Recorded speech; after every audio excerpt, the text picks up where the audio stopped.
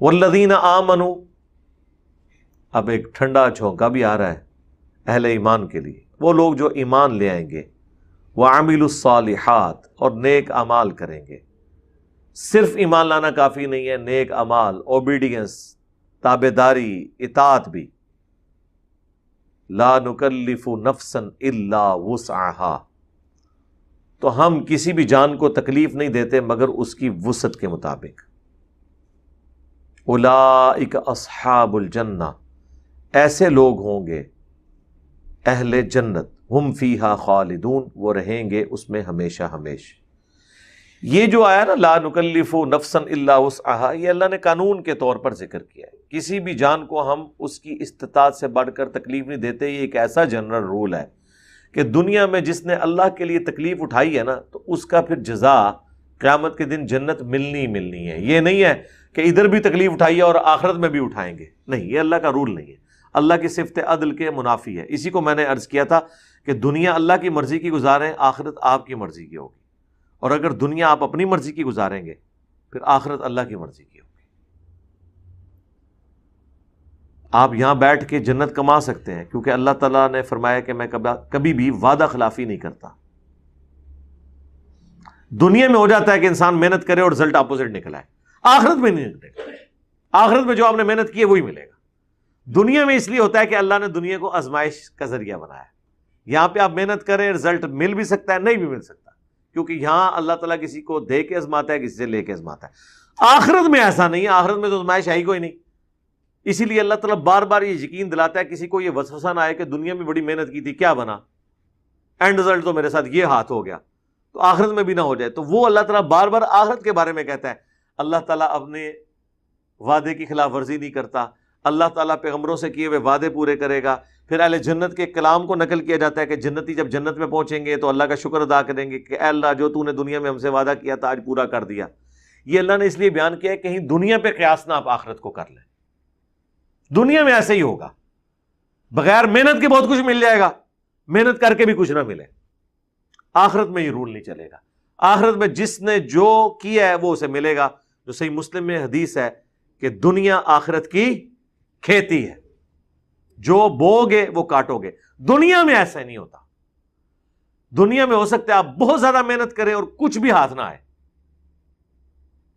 اور تھوڑی سی محنت کریں یا بعض اوقات محنت نہ بھی کریں اور بہت کچھ ہاتھ آ جائے، کیونکہ دنیا میں اللہ تعالیٰ نے معاملہ تقدیر کے اوپر رکھا ہوا ہے۔ آخرت کی تقدیر آپ نے خود بنانی ہے، جو محنت کرے گا کامیاب ہو جائے گا، اور ساری الہامی کتابوں کا مقدمہ اسی کے اوپر قائم ہے۔ اہل جنت رہیں گے اس میں ہمیشہ ہمیش، اور یہاں تک اللہ ان کو انعام دے گا۔ وَنَزَعْنَا مَا فِي صُدُورِهِم مِّن غِلٍّ، اللہ تعالیٰ اہل ایمان کے دلوں میں بھی اگر ایک دوسرے کے بارے میں کوئی نفرت تھی نا، وہ بھی نکال دے گا۔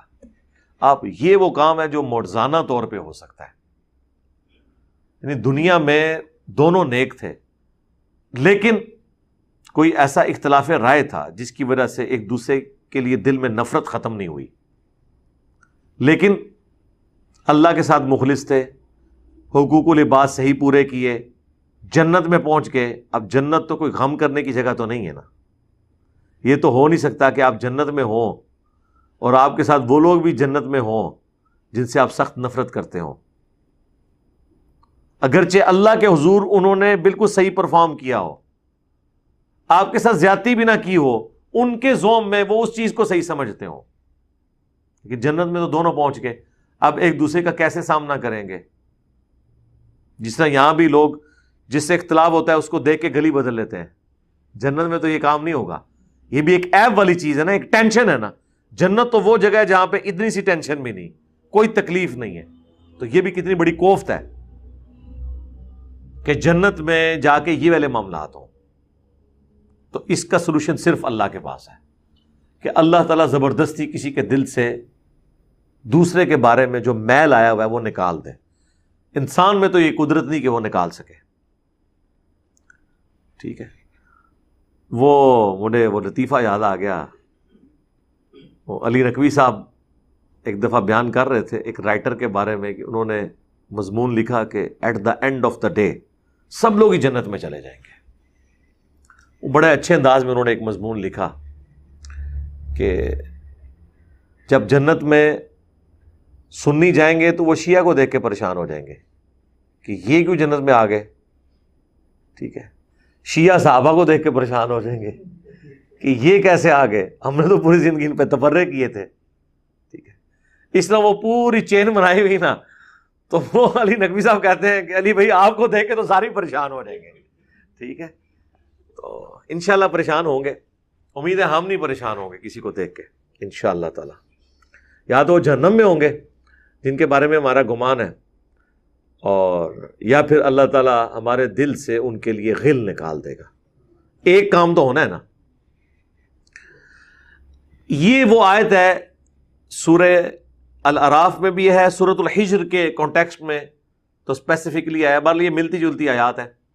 ان کے کانٹیکسٹ میں المصنف ابن ابی شیبہ میں صحیح سند سے حدیث ہے، اور فضائل صحابہ احمد بن حنبل کی کتاب میں نے اپنے کربلا والے ریسرچ پیپر میں ڈالی ہے کہ مولا علی علیہ السلام ان آیات کو تلاوت کر کے کہا کرتے تھے، میں اللہ سے امید کرتا ہوں کہ یہ آیت میرے عثمان بن عفان، طلحہ اور زبیر کے بارے میں ہے کہ اللہ تعالی ہمارے دلوں میں جو ایک دوسرے کے لیے غل آ گیا ہے اس کو دور فرما دے گا، ٹھیک ہے۔ اور ڈاکٹر اسرار صاحب بیان کرتے کرتے ماموں جان کا بھی نام انہوں نے لے دیا، تو ہم نے کہا کہ ماموں کا ذکر نہیں کیا مولا علی نے۔ مولا علی نے بھی وہی ذکر کیا جو ذکر کرنا بنتا تھا، اور ظاہر ہے کہ وہ ان کنفرم جنتیوں کا ذکر کیا جو عشرۃ مبشرۃ میں شامل ہیں، حضرت عثمان، طلحہ، زبیر۔ اور دیکھیں اللہ تعالیٰ نے سب کو پاک و صاف کر کے اٹھایا۔ حضرت عثمان کی مظلومانہ شہادت ان کی اجتہادی غلطیوں کا کفارہ بن گئی۔ حضرت طلحہ جنگ چھوڑ گئے، المستدرک للحاکم میں ہے کہ مروان نے ان کے گھٹنے میں تیر مار کے انہیں شہید کیا کہ اس کے جنگ چھوڑنے کی وجہ سے ہم جنگ جمل ہار جائیں گے۔ حضرت زبیر کے بارے میں تو میری ویڈیو ریکارڈ ہو گئی ہے، مسند احمد میں موجود ہے، المستدرک للحاکم میں ہے کہ مولا علی نے جب انہیں یاد کروایا کہ تمہیں نبی الاسلام نے ایک دن فرمایا تھا نا کہ تم علی سے محبت کرتے ہو، ایک دن تم اس سے جنگ کرو گے، تم باغی اور ظالم ہوگے، تو انہوں نے کہا میں تو یہ بھول گیا تھا، تو میدان جنگ چھوڑ گئے۔ جس طرح حضرت یوسف علیہ السلام کا وہ قیدی بھول گیا، حالانکہ قرآن میں آتا ہے کہ حضرت یوسف نے کہا تھا اپنے مالک سے میرا ذکر کرنا، 9 سال تک بھولا رہا، اس نے کہا شیطان نے بھلا دیا۔ حضرت زبیر کو بھی شیطان نے بھلا دیا، خیر اس وقت یاد آیا، وہ میدان جنگ چھوڑ گئے۔ جرموز، ابن جرموز ایک تھا حضرت علی کا فوجی، اس نے جا کے قتل کر دیا۔ حضرت علی نے کہا صفے کو جہنم کی بشارت دے دو۔ میں نے رسول اللہ سے سنا تھا کہ ہر نبی کا خاص یار ہوتے ہیں، حواری، زبیر میرا حواری ہے۔ اس نے حضرت علی سے پوچھے بغیر، حالانکہ حضرت علی کا حکم ہے المصنف ابن ابی شیبہ میں کہ جو جنگ چھوڑ کے چلا جائے تم نے اس کا پیچھا نہیں کرنا۔ حضرت علی کی بھی نافرمانی کی، اور ایک جنتی صحابی کو اس نے قتل کیا جو کہ اس جنگ سے جا چکے تھے اپنی غلطی کو مان کے، انہوں نے جنگ لڑی ہی نہیں، اللہ نے ان کو قبول کر لیا۔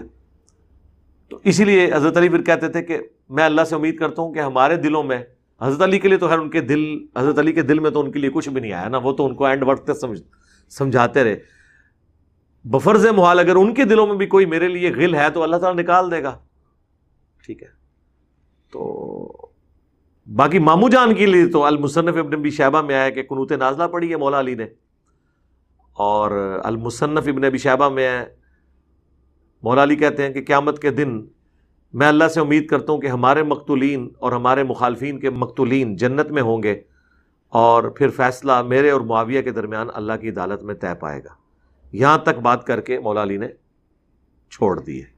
اب یہ آخرت کا معاملہ ہے، ادھر بیٹھ کے کوئی کسی کو ڈیسائیڈ کرنے والا نہیں ہوتا کہ کسی کے لیے جہنم کی بشارت سنائے۔ آخرت کے معاملات کو آخرت کے لیے رہنے دیں۔ بہرحال چونکہ اس کے ساتھ یہ چیزیں جڑی ہوئی ہیں اس لیے میں نے اسے کور کیا۔ تجری من تحتہم الانہار، ان کے نیچے نہریں رواں ہوں گی۔ وقالوا الحمد للہ الذی ہدانا لہذا، اور وہ پھر تعریف اللہ ہی کی کریں گے کہ تمام تعریفیں اس اللہ کے لیے جس نے ہمیں گائیڈ کر دیا، پہنچا دیا یہاں تک۔ وما کننا لنہتدی، جبکہ ہماری تو یہ کمپیٹنسی نہیں تھی کہ ہم ہدایت پر ہوتے، لولا ان ہدان اللہ، اگر اللہ ہی ہمیں ہدایت نہ دیتا۔ یہ اللہ کے نیک بندوں کی نشانی یہ ہوتی ہے کہ وہ اپنی ہر چیز کو اللہ کی طرف منسوب کرتے ہیں، جبکہ اللہ تعالیٰ قرآن میں جگہ جگہ کہتا ہے کہ نیک بندوں کے اعمال ہیں، اور بندے کیا کہتے ہیں؟ نہیں اللہ تیرا فضل ہے. اور بیک وقت دونوں باتیں درست ہیں. جو محنت کرتا ہے اسی کو پھل ملتا ہے، اور پھر محنت کے بعد پھل ملنا یہ اللہ کی توفیق سے ہوتا ہے. اللہ تعالیٰ استقامت دیتا ہے. لقد جاءت رسل ربنا بالحق، بے شک ہمارے پاس ہمارے رب کے رسول حق کے ساتھ آئے تھے. وَنُودُوا، اور ان کو ندا دی جائے گی، ان تلکم الجنہ، کہ اب تمہارے لیے ہے جنت، یہ وہ جنت ہے، اورثتموہا بما کنتم تعملون، جس کے تم وارث بنائے گئے ہو بسبب ان اعمال کے جو تم دنیا میں کیا کرتے تھے. دیکھا اللہ نے اسے اپنے فضل کی طرف منسوب نہیں کیا، یہ اللہ کی قدردانی ہے. اللہ نے کہا نہیں میرے بندو، تم نے کام ہی ایسے کیے تھے، جنت تو تم پہ واجب تھی، میں نے دینی تھی، یہ تمہاری محنت ہے. اور بندے کیا کہہ رہے ہیں؟ نہیں اللہ تیرا فضل ہے، تو نے پیغمبر بھیجے، تو نے کتابیں بھیجی، تو نے ہدایت دی، اگر تو ہدایت نہ دیتا تو ہم گمراہی ہوتے. یہی ایٹیچیوڈ ہونا چاہیے. اللہم اجعلنا منہم مع النبیین والصدیقین والشہداء والصالحین، آمین.